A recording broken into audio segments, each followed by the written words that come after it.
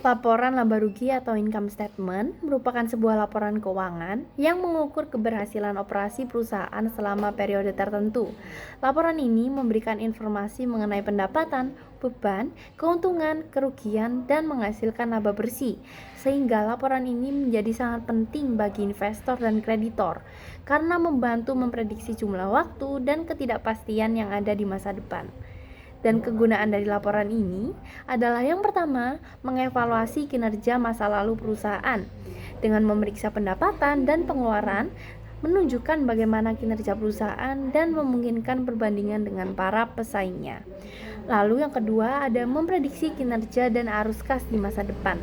Informasi tentang kinerja masa lalu membantu menentukan tren penting yang jika berlanjut memberikan informasi tentang kinerja di masa depan. Dan yang ketiga, menilai resiko dan ketidakpastian dalam menghasilkan laba.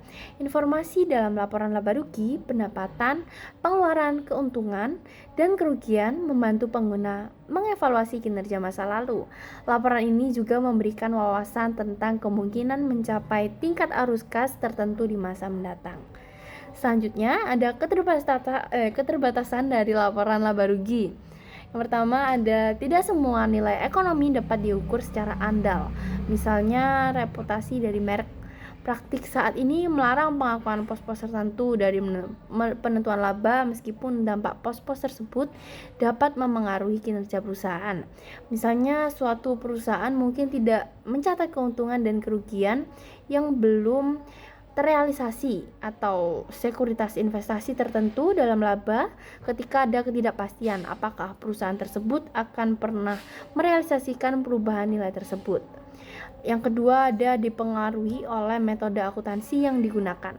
Satu perusahaan mungkin mendepresiasi aset tetapnya dengan metode percepatan. Perusahaan lain memilih metode depresiasi garis lurus.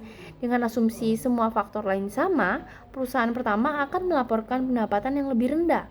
Pada intinya, kita membandingkan apel dengan jeruk. Yang ketiga ada mengandung estimasi dan pertimbangan manajemen.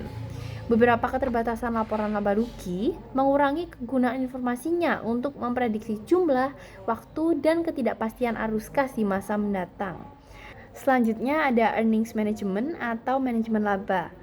Suatu pengaturan waktu yang direncanakan untuk pendapatan, pengeluaran, keuntungan, dan kerugian guna meratakan fluktuasi laba.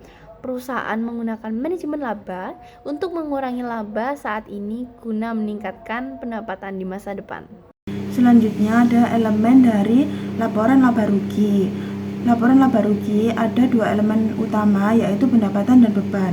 Pendapatan adalah kenaikan aset atau penurunan liabilitas yang menyebabkan kenaikan ekuitas selain kontribusi dari pemilik. Dan yang kedua adalah beban. Beban adalah penurunan aset atau kenaikan liabilitas yang menyebabkan penurunan ekuitas selain kontribusi kepada pemilik. Selanjutnya adalah elemen-elemen lain yang ada pada laporan laba rugi. Yang pertama ada pendapatan. Pendapatan adalah penghasilan yang diperoleh oleh perusahaan dari kegiatan utama perusahaan tersebut. Dan yang kedua ada HPP atau harga pokok penjualan. HPP adalah biaya langsung yang dikeluarkan oleh perusahaan untuk menghasilkan barang atau jasa yang dijual. Apabila pendapatan dikurangi dengan HPP, hasilnya adalah laba kotor. Yang ketiga ada beban penjualan. Beban penjualan adalah biaya yang berkaitan dengan aktivitas pemasaran dan distribusi seperti iklan dan komisi ongkir.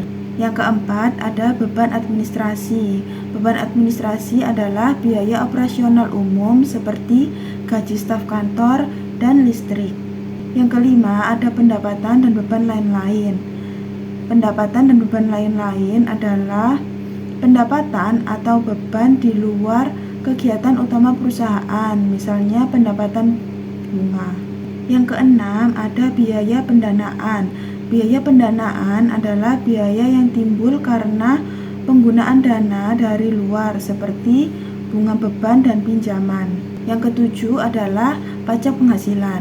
Pajak penghasilan adalah pajak yang dikenakan atas laba perusahaan sebelum pajak menjadi laba bersih. Yang kedelapan adalah operasi yang dihentikan.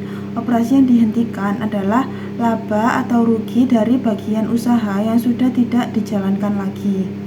Yang kesembilan adalah kepentingan non-pengendalian, yaitu bagian laba anak perusahaan yang bukan menjadi hak perusahaan induk. Yang terakhir adalah laba bersaham atau EPS. EPS adalah besarnya laba bersih yang diperoleh untuk setiap lembar saham yang beredar. Reporting various income items. Yang pertama ada laba kotor. Laba kotor ini dihitung dengan mengurangi biaya barang terjual dari penjualan bersih. Dan pelaporan laba kotor memberikan angka yang berguna untuk mengevaluasi kinerja dan memprediksi pendapatan di masa mendatang. Pembaca laporan dapat mempelajari tren laba kotor untuk memahami bagaimana tekanan persaingan mempengaruhi margin laba. Selanjutnya ada pendapatan operasional. Pendapatan operasional sendiri diperoleh dengan mengurangi biaya penjualan dan administrasi serta pendapatan dan pengeluaran lainnya dari laba kotor. Pendapatan ini yang sering digunakan oleh analis untuk membantu memprediksi jumlah, waktu, dan ketidakpastian arus kas di masa mendatang. Selanjutnya ada laba sebelum pajak. Laba sebelum pajak dihitung dengan cara mengurangi beban bunga atau biaya pendanaan dari laba operasi. Selanjutnya adalah laba bersih. Rumus dari laba bersih adalah laba sebelum pajak dikurangi dengan pajak penghasilan. Laba bersih mewakili pendapatan setelah semua pendapatan dan beban untuk periode tersebut dipertimbangkan. Selanjutnya ada laba per saham. Laba per saham adalah laba bersih dikurangi dividen, preferensi, atau pendapatan yang tersedia untuk pemegang saham prioritas sebelum pemegang saham biasa dibagi dengan rata-rata tertimbang dari saham biasa yang beredar. Kesederhanaan dan ketersediaan angka laba per saham menyebabkan penggunaannya yang luas karena pentingnya laba per saham bagi publik, bahkan publik yang berpengetahuan luas sekalipun. Perusahaan harus membuat angka laba per saham sebermakna mungkin. Kemudian ada operasi yang dihentikan. Salah satu jenis barang tidak biasa yang paling umum adalah operasi yang dihentikan. ISB mendefinisikan operasi dihentikan sebagai komponen dari suatu entitas yang telah dilepaskan atau diklasifikasikan sebagai aset yang akan dijual.